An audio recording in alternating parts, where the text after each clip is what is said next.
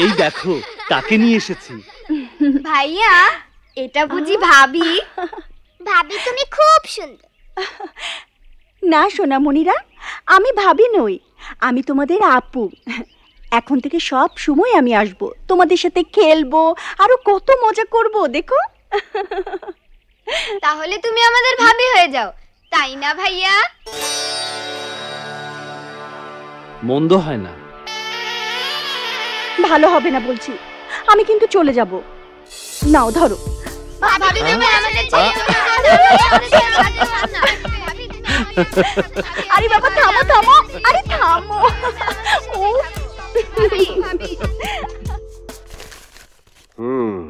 Sir, আপনি যাই বলুন, আশিস সাহেবের কৃতিত্বের স্বীকৃতি আপনার দেওয়া উচিত।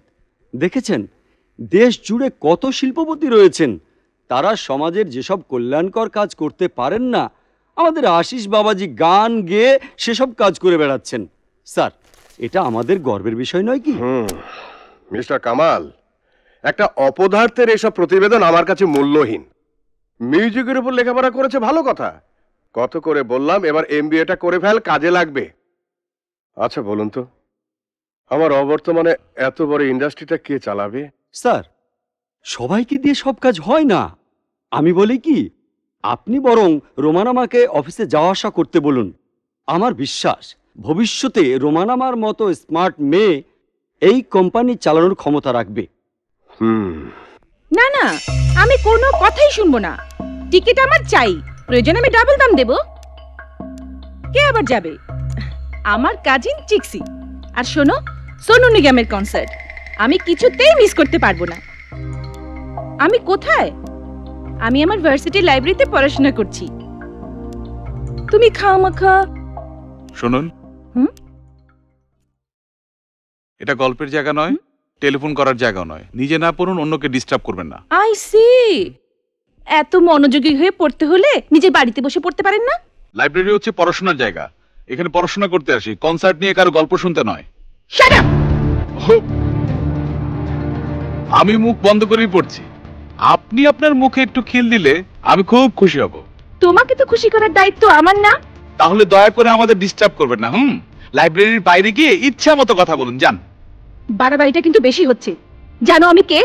ও, নিশ্চয়ই আপনি কোনো বড় লোকের অতি আদরের বকে যাওয়া কন্যা।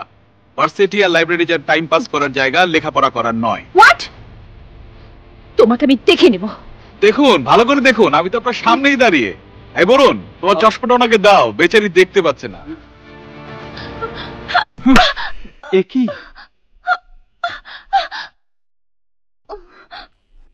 জিদ থাকা ভালো, কিন্তু অশোভন আচরণ মেয়েদের সৌন্দর্যকে নষ্ট করে ফেলে।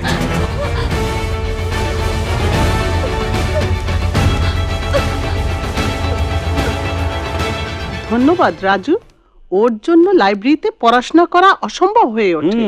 ধনির দুলালির দম্ভ আর অহমিকা তার ঘরেই সাজে, এখানে নয়। চুপ কর, তুই তো সেদিন ওর ধমকে বিড়াল হয়ে গিয়েছিলি। এখন আর সেদিন নেই, চিতাবাঘ এসে গেছে। না না, রয়্যাল বেঙ্গল টাইগার।